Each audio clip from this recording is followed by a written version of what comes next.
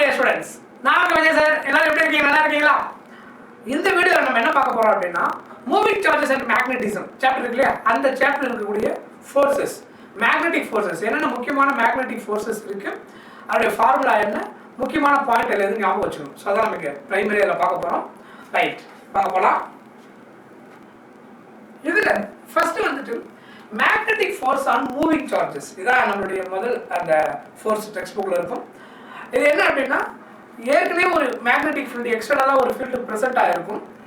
அந்த இடத்துல ஒரு சார்ஜை மூவ் பண்ணி கொண்டு போனோம்னா என்ன ஃபோர்ஸ் எக்ஸ்பீரியன்ஸ் ஆகும். ஏன்னா சார்ஜ் நீங்கள் மூவ் பண்ணி கொண்டு போகும்போது என்ன நடக்கும்? இப்போ ஆல்ரெடி இது வந்து இந்த லைன்ஸ் போட்டுருக்கு இல்லையா, இது என்னது? External magnetic field. இந்த மேக்னெட்டிக் ஃபீல்டு ஆல்ரெடி ப்ரெசென்ட் ஆகிருக்குது. இப்போ ஒரு சார்ஜ் நீங்கள் இங்கிருந்து மூவ் பண்ணி கொண்டு வரீங்க.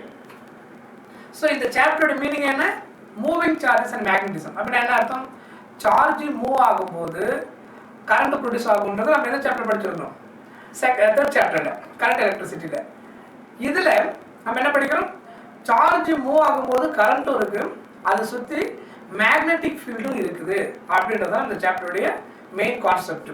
ஸோ சார்ஜ் மூவ் ஆச்சுன்னா கரண்ட் மட்டும் இருக்காது, இப்போ என்ன இருக்கும்? அதை சுற்றி மேக்னெட்டிக் ஃபீல்டு இருக்கும்.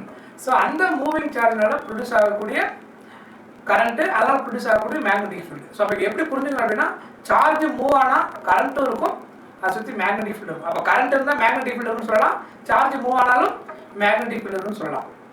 அப்போ ஆல்ரெடி இது ஒரு எக்ஸ்டர்னல் மேக்னெட்டிக் ஃபீல்டு. அப்போ இந்த சார்ஜ் மூவ் ஆகிறதுனால அதை சுற்றி ஒரு மேக்னெட்டிக் ஃபீல்டு கிரியேட் ஆகும். அப்போ இந்த சார்ஜ் நீங்கள் மூவ் பண்ணி டுவர்ட்ஸ் இந்த எக்ஸ்டர்னல் மேக்னெட்டிக் ஃபீல்டை நோக்கி கொண்டு வந்தீங்கன்னா ரெண்டு ஃபீல்டு என்ன ஆகும்? டிஸ்டர்ப் ஆகும். எது? எக்ஸ்டர்னல் மேக்னெட்டிக் ஃபீல்டும் அந்த சார்ஜ் மூவ் ஆகிறதுனால ப்ரொடியூஸ் ஆகிற மேக்னெட்டிக் ஃபீல்டும், ரெண்டு மேக்னெட்டிக் ஃபீல்டும் டிஸ்டர்ப் ஆகும்போது என்ன ஆக ஆரம்பிக்கும்? ஃபோர்ஸ் எக்ஸ்பீரியன்ஸ் ஆக ஆரம்பிக்கும். ஸோ அது அட்ராக்டிவ் ஃபோர்ஸ் ஆகலாம், ரிப்பல்சிவ் ஃபோர்ஸ் ஆகலாம், what are the force. But இங்கே ஒரு ஃபோர்ஸ் எக்ஸ்பீரியன்ஸ் ஆகுது. ஓகேவா? ஸோ நமக்கு ஒரு அசம்ஷன், ஒரு பாசிட்டிவ் சார்ஜ் எடுத்துக்கிறோம்.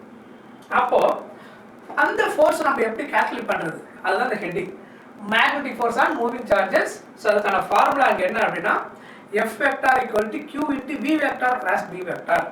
ஓகேவா? Qன்றது சார்ஜ், V vectorன்றது இப்போ இந்த சார்ஜ் நம்ம மூவ் பண்ணி கொண்டு வரோம் இல்லையா, அந்த சார்ஜ் எந்த அளவுக்கு எவ்வளோ ஸ்பீடாக நம்ம மூவ் பண்ணி கொண்டு வரோமோ அந்த ஸ்பீடை பொறுத்து என்ன ஆகும்? இங்கே ஃபோர்ஸ் டிபெண்ட் பண்ணியிருக்கோம். Force depends on the speed also. So அதாவது வெலாசிட்டி V vector.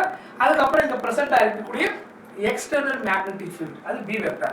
அப்போ force F is equal to charge Q into V vector plus B vector.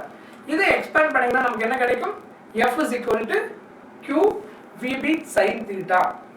Q VB sin theta நமக்கு கிடைக்கும். இதுல நமக்கு வந்துட்டு ஃபோர்ஸ் மேக்ஸிமம் ஆகணும் அப்படின்னா என்ன நடக்கணும்? because it is a vector quantity, இது கிராஸ் ப்ராடக்ட்ல வந்துருக்குது, B vector plus B vector. So அப்போ F is equal to இதுக்கு மேக்னிட்யூட் வந்து Q VB sin theta. Maximum force இருக்கணும்னா தீட்டா என்னவா இருக்கணும்? தீட்டா வந்துட்டு 90 டிகிரி ஆகும். கரெக்டாக sin 90 தான் 1. அந்த 90 டிகிரின்றது எது ரெண்டுக்கு நடுவில் இருக்கணும்? B வெக்டாருக்கும் B வெக்டாருக்கும். சார்ஜ் மூவ் ஆகும்போது இருக்கக்கூடிய அந்த வெலாசிட்டியோடைய வெக்டாரும் எக்ஸ்டர்னல் மேக்னெட்டிக் ஃபீல்டு வெக்டார் என்னவா இருக்கணும்? மியூச்சுவலி பெர்பெண்டிகுலர் ஈச்சாராக இருக்கும்போது மேக்ஸிமம் ஃபோர்ஸ் எக்ஸ்பீரியன்ஸ் பண்ணும். ஸோ அதுதான் இந்த டயக்ராம் பார்த்தீங்கன்னா தெரியும். வெலாசிட்டி சார்ஜ் நான் மூவ் பண்ணி இப்படி கொண்டு வரேன், எக்ஸ்டர்னல் மேக்னெட்டிக் ஃபீல்டு எப்படி இருக்குது? Like this direction. Both are mutually perpendicular. அப்போ ஃபோர்ஸ் நமக்கு என்ன கிடைக்கும்? மேக்ஸிமம் ஃபோர்ஸ் கிடைக்கும். ஸோ அதனால் இங்கே வந்து இந்த கண்டிஷனில் ஃபோர்ஸ் மேக்ஸிமமாக இருக்கும். எப்போ ஃபோர்ஸ் ஜீரோவாக இருக்கும் அப்படின்னா சைன் தீட்டாவில் தீட்டா 0 டிகிரி போட்டிங்கன்னா 0 ஆகிடுது. எப்போ 0 டிகிரி வரும்? B வெக்டார் B வெக்டாரும் சேம் டைரக்ஷன் இருக்குது அப்படின்னா. ஓகேவா? ஸோ B வெக்டாரும் B வெக்டாரும் ஒரே டைரக்ஷன் இருக்குன்னா parallel to each other இருக்குது. அப்போ நமக்கு தீட்டா 0 டிகிரி ஆயிரும். ஸோ மூவிங் அந்த சார்ஜோடைய வெலாசிட்டியோட டைரக்ஷனும் எக்ஸ்டர்னல் மேக்னெட்டிக் ஃபீல்ட் டைரக்ஷனும் ஒரே டைரக்ஷன் நான் போட்டுருக்கேன். ரெண்டும் ஒரே டைரக்ஷன் தான், தீட்டா 0 டிகிரி ஆயிரும். அதனால ஃபோர்ஸ் என்னது? 0. சப்போஸ் 90 டிகிரி இல்லை, 0 டிகிரி இல்லை, எனி அதர் ஆங்கிள். அதர் ஆங்கிள்னா என்னது? லைக் 30 டிகிரி, 45 டிகிரி, 60 டிகிரி, அந்த மாதிரி வேற ஆங்கிளில் போச்சுன்னா இப்போ தீட்டா வேலை நம்ம சப்ஸ்டிட் பண்ண வேண்டியதான் இந்த இடத்துல. ஸோ அப்போ ரேண்டமாக என்ன போட்டுருக்கேன்? சம் வெலாசிட்டி வந்து சம் ஆங்கிள் இப்படி இருக்குது, மேக்னெட்டிக் ஃபீல்ட் இந்த ஆங்கிள் இருக்குது, இந்த டைரக்ஷன் இருக்குது, வெலாசிட்டி இந்த டைரக்ஷன் இருக்குது. இப்போ இதில் பிட்வீன் சம் ஆங்கிள் மேக்னெட்டிக் ஃபீல்டுக்கும் வெலாசிட்டிக்கும் சம் ஆங்கிள் தீட்டா ஃபார்ம் ஆகுது. அப்போ ஃபார்முலா QVB sin theta நம்ம யூஸ் பண்ணணும். Theta whatever the angles அதாவது 0ன்றது நம்ம பார்த்துட்டோம், மேக்ஸிமம் ஃபோர்ஸ் 90 பார்த்துட்டோம். எனி அதர் ஆங்கிள் வச்சுன்னா அப்படியே நம்ம சப்ஸ்டிட் பண்ணிடலாம், அதே ஃபார்முலா தான். 60 30 எது வருதோ நம்ம அதை சப்ஸ்டிட் பண்ணோம்னா என்ன கிடைச்சிடும், இந்த கேஸில் எவ்வளோ ஃபோர்ஸ் கிடைச்சிடும். ஸோ இதுதான் இதில் ஆக்சுவலாக நடக்கிறது. ஸோ அதான் டீட்டெயிலாக கொடுத்துருப்பேன், பார்த்தீங்கன்னா தெரியும். ஸோ இந்த formula F is equal to QVB sin θவில் ஃபோர்ஸ் எதையெல்லாம் டிபெண்ட் பண்ணியிருக்கும், எதையெல்லாம் டிபெண்ட் பண்ணியிருக்கும், QVB அதுக்கப்புறம் தீட்டா, சார்ஜ் டிபெண்ட் பண்ணியிருக்கும், வெலாசிட்டி டிபெண்ட் பண்ணியிருக்கும், எக்ஸ்டர்னல் மேக்னெட்டிக் ஃபீல்ட் டிபெண்ட் பண்ணியிருக்கும், அதுக்கப்புறம் angle theta also the deciding factor இங்கே. ஓகேவா? அதுக்கப்புறம் force on negative charge is opposite that of positive charge. அப்படின்னா என்ன அர்த்தம், பாசிட்டிவ் சார்ஜ்னால என்ன ஃபோர்ஸ் எக்ஸ்பீரியன்ஸ் ஆகுதோ அதுக்கு அப்படியே ஆப்போசிட் டைரக்ஷனில் நெகட்டிவ் சார்ஜ் கொண்டு வந்தீங்கன்னா ஃபோர்ஸோட டைரக்ஷன் மாறிடும். ஸோ ஆப்போசிட்டில் ஆக்ட் ஆகும். ஸோ அந்த பாயிண்ட் மாரி அப்போ நான் சொன்னது இதுதான், வெலாசிட்டியும் பி வெக்டாரும் பேரலாக இருந்தாலும் இல்லை ஆன்டி பேரலாக இருந்தாலும். ஸோ இதோட மீனிங் என்ன, parallel, B vector parallel to B வெக்டாரோ இல்லை பி வெக்டார் ஆன்டி பேரலல், ஒன்று இப்படி இருக்கும், இன்னொன்று ஆப்போசிட் டைரக்ஷன் இருக்கும். ஸோ அந்த மாதிரி ஆப்போசிட் டைரக்ஷன் இருந்தாலும் 0 ஆகிடும். ஆப்போசிட் தான் தீட்டா 180 டிகிரி ஆகிடும். ரெண்டும் ஒரே டைரக்ஷன் தான் 0 டிகிரி. ஆப்போசிட் டைரக்ஷன் இருந்ததுன்னா எவ்வளோ அர்த்தம், தீட்டா 180 டிகிரி, சைன் 180 0 சைன் 0 0. அப்போ அதனால சைன் 0 டிகிரி நான் வேணும்னு சொல்லிடுறோம், பேரலல்னு சொல்கிறோம், தீட்டா 0 டிகிரி வரும்னு அர்த்தம். சைன் 180 வரும்போது ஆன்டி பேரலல், அப்போ ஆன்சர் 0 தான் கிடைக்கும். ரெண்டு கேஸ்லையும் force 0. If V equal to 0 force 0 அப்படின்னா என்ன அர்த்தம், வெலாசிட்டி 0வாக இருந்தாலும் ஃபோர்ஸ் 0 ஆகிடும். என்ன formula F is equal to QVB sin θவில் வெலாசிட்டி 0, வெலாசிட்டி 0னா என்ன அர்த்தம், டெக்னிக்கலாக என்ன அர்த்தம், சார்ஜ் மூவ் ஆகுதுன்னு அர்த்தம். அதான் அர்த்தம். வெலாசிட்டி 0 அப்படின்னா வெலாசிட்டி எப்போ இருக்கும், ஒரு ஆப்ஜெக்ட் மூவ் ஆனால் அதுக்கு நம்ம ஒரு ஸ்பீடோ வெலாசிட்டி கால்குலேட் பண்ண போகிறோம். ஸோ அப்போ தான் நமக்கு என்ன தேவைப்படும், வெலாசிட்டி கால்குலேட் தேவைப்படும். மூவ் ஆகும்போது தான், மூவ் ஆகலன்னா அது ரெஸ்ட்டில் இருக்குன்னு அர்த்தம். ரெஸ்ட்டில் இருந்து வெலாசிட்டி 0. அப்போ வெலாசிட்டி 0னா சார்ஜ் அட் ரெஸ்ட்டு. அப்போ ரெஸ்ட்டில் இருக்கிற சார்ஜ்னால என்ன ஆக போகிறது கிடையாது, ஃபோர்ஸ் எக்ஸ்பீரியன்ஸ் ஆக போகிறது இல்லை. மூவிங் சார்ஜ்னால தான் எக்ஸ்டர்னல் மேக்னெட்டிக் ஃபீல்டோட ஃபோர்ஸ் எக்ஸ்பீரியன்ஸ் ஆகுது. ஸோ அதனால ஒன்லி மூவிங் சார்ஜஸ் ஃபீல்ஸ் தி மேக்னெட்டிக் ஃபோர்ஸ். இதுதான் ஆக்சுவலாக இது ரொம்ப முக்கியமான பாயிண்ட். அதுக்கப்புறம் லாரன்ஸ் ஃபோர்ஸ் அப்படின்னு ஒன்று நமக்கு இது படிப்போம். அது வந்துட்டு எலக்ட்ரிக் சார்ஜினால் ப்ரொடியூஸ் ஆகிற ஃபோர்ஸ் ப்ளஸ் மேக்னெட்டிக் ஃபோர்ஸ் ரெண்டுத்தையும் சம் பண்ணிங்கன்னா என்ன கிடைக்கும், Lorentz force, force due to electric charge அதுக்கப்புறம் magnetic. So QE vector plus magnetic force இது நம்ம ஆல்ரெடி படிச்சிருக்கோம். ஃபர்ஸ்ட் 2 சாப்டர் நம்ம வந்து ஃபர்ஸ்ட் சாப்டர் வந்துருக்கும். Force F is equal to QE vector electric field கூட, இது மேக்னெட்டிக் ஃபீல்டு கூட. Q into B vector plus B vector, இது Q காமனாக எடுத்துட்டிங்கன்னா நமக்கு இந்த ஆன்சர் கிடைக்கும். இதுதான் ஆக்சுவலாக இதில் வரக்கூடிய முக்கியமான ஃபார்முலா. ரெண்டாவது டைப் ஆஃப் ஃபோர்ஸ், ஃபர்ஸ்ட் நம்ம பார்த்த ஒரு டைப்பு மூவிங் சார்ஜ்னால ப்ரொடியூஸ் ஆகிற ஃபோர்ஸ். இது என்ன அப்படின்னா magnetic force on current carrying wire. Current ஒரு ஒயர் எடுக்கிறீங்க, இதுதான் ஒயரு. இப்போ இந்த ஒயரில் கரண்ட் ஃபுல்லாக பாஸ் ஆகுது. முன்னாடி எடுத்தது ஒரே ஒரு சார்ஜ், இங்கே நம்ம என்ன எடுத்துக்கிறோம், ஒரு ஒயரில் கரண்ட் பாஸ் ஆகுது. ஸோ இப்போ ஒரு ஒயரில் கரண்ட் பாஸ் ஆச்சுன்னா அதை சுற்றி என்ன ஆகும், மேக்னெட்டிக் ஃபீல்டு ப்ரொடியூஸ் ஆகும். கரெக்டாக இங்கே ஆல்ரெடி ஒரு எக்ஸ்டர்னல் மேக்னெட்டிக் ஃபீல்டு ப்ரெசென்ட் ஆகும் அங்கே இருந்த மாதிரி. அப்போ ஒயரில் கரண்ட் பாஸ் ஆகும்போது அதை சுற்றி ஒரு மேக்னெட்டிக் ஃபீல்டு ப்ரொடியூஸ் ஆகும்.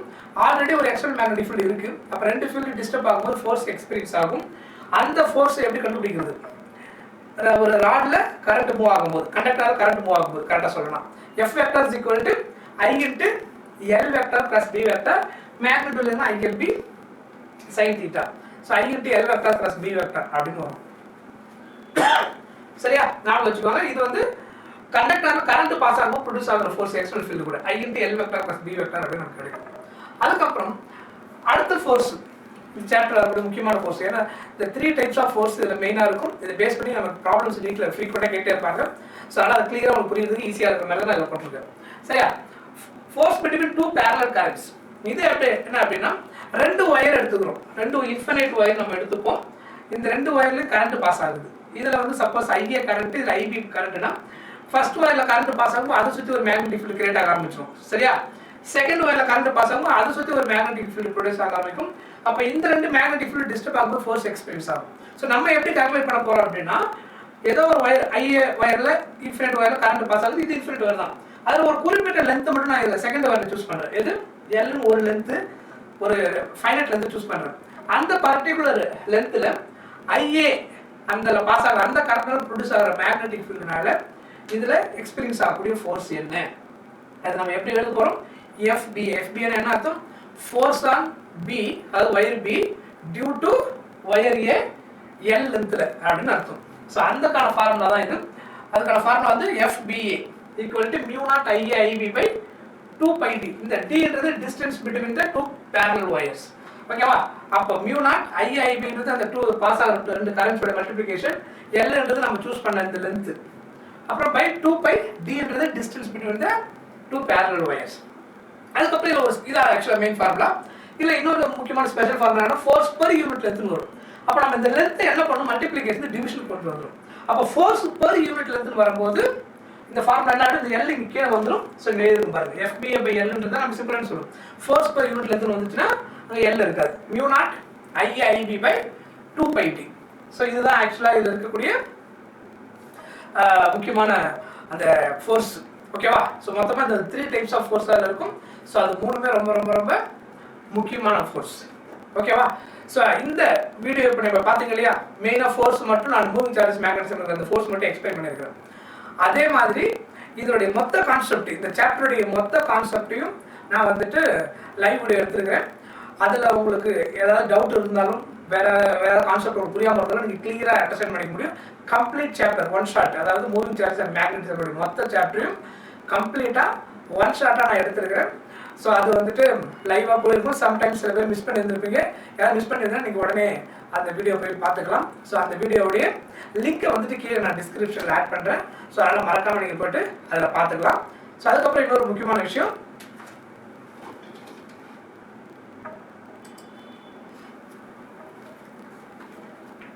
ஸோ நம்ம வேதாந்தில் வந்து பார்த்தீங்கன்னா MBSAT ஸ்காலர்ஷிப் எக்ஸாம் வந்துட்டு கண்டக்ட் பண்ணுறாங்க.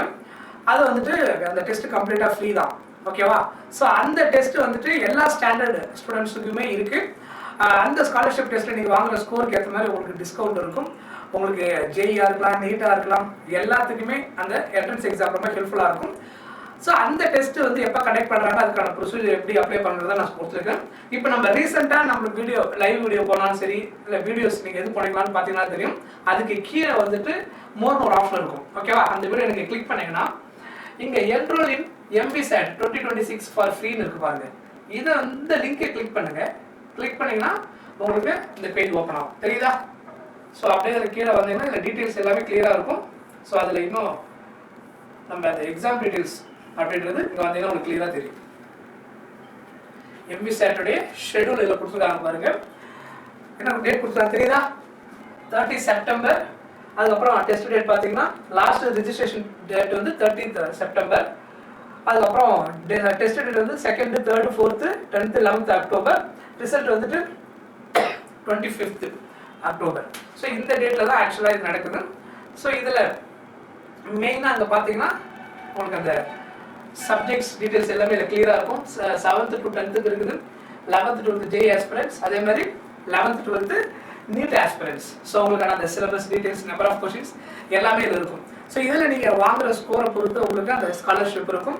நீங்கள் அதை நல்லா யூஸ் பண்ணிக்கலாம். உங்களுடைய அடுத்து உங்களோட பிளான் என்ன இருக்குதோ, நீங்கள் நீட்டு கிளியர் பண்ணணும், இல்லை ஜேஇ கிளியர் பண்ணணும், இல்லை அட்வான்ஸாக நிறைய நாலேஜ் கெயின் பண்ணுறதுக்கு சில அடிஷ்னல் கோர்ஸ் எடுத்துக்கணும் அப்படின்னாலும் நம்ம இதில் ஸ்காலர்ஷிப் கிளியர் பண்ணிங்கன்னா உங்களுக்கு நிறைய பெனிஃபிட்ஸ் இருக்குது.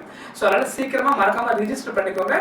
உங்கள் ஸ்கோர் அது ஃப்ரீ டெஸ்ட் தான் இது. உங்கள் ஸ்கோருக்கு ஏற்ற மாதிரி உங்களுக்கு அந்த ஸ்காலர்ஷிப் உங்களுக்கு எப்படி கிடைக்கும், கண்டிப்பாக கிடைக்கும். ஸோ அதனால் எல்லோரும் பெஸ்ட்டாக பண்ணுங்கள். யாராவது ரிஜிஸ்டர் பண்ணாமல் தான் மறக்காமல் சீக்கிரமாக ரிஜிஸ்டர் பண்ணுங்கள். ஓகே?